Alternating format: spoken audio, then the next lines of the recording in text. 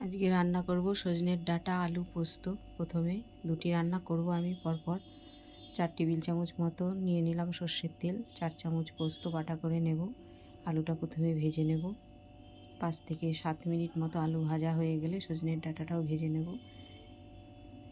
2 minute মতো সজনের ডাঁটা ভাজতে হবে, বেশি ভাজার দরকার নেই।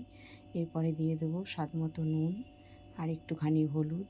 হলুদ বেশি দেওয়া যাবে না, যেহেতু পোস্তের মধ্যে বেশি হলুদ দেওয়া যায় না। লাগবে একটু গরম জল, বসিয়ে দিলাম।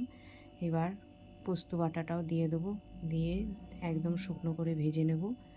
এই ভাজতে ভাজতেই 80% মতো রান্না হয়ে যায়, বেশিক্ষণ লাগে না রান্নাটা হতে, জোর 10 থেকে 15 মিনিট লাগবে। দিয়ে দিলাম হাফ কাপ জল। এবার ঢাকা দিয়ে রাখবো 5 মিনিট।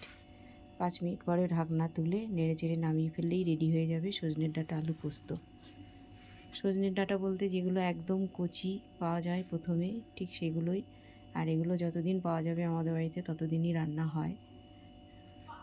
তারপরে করব কুমড়ো ফুলের বড়া। মুসুর ডাল হাফ কাপ আর হাফ কাপ আতপ চাল ভিজিয়ে রেখেছিলাম 2 ঘন্টা আগে। একটু ব্যাটার তৈরি করে নিয়েছি। স্বাদ মতো নুন দিলাম, হলুদ দিলাম, লঙ্কার গুঁড়ো আর একটুখানি কালো জিরে দেব। দিয়ে এরকম একটি ব্যাটার তৈরি করব। ব্যাটারটি বেশি পাতলাও হবে না, বেশি গাঢ়ও হবে না। এই যে দুটো করে ফুল নিয়ে এভাবে ধরে গরম তেলের মধ্যে দিয়ে দিলেই হয়ে যাবে। পরপর দিয়ে দিতে হবে। তারপরে এক পাশটা হয়ে গেলে তারপরে উল্টাতে হবে। সঙ্গে সঙ্গে উল্টানো যাবে না, তাহলে ভেঙে যেতে পারে।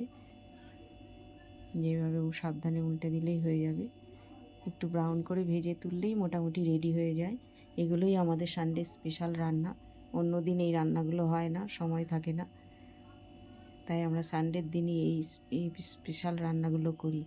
ধন্যবাদ।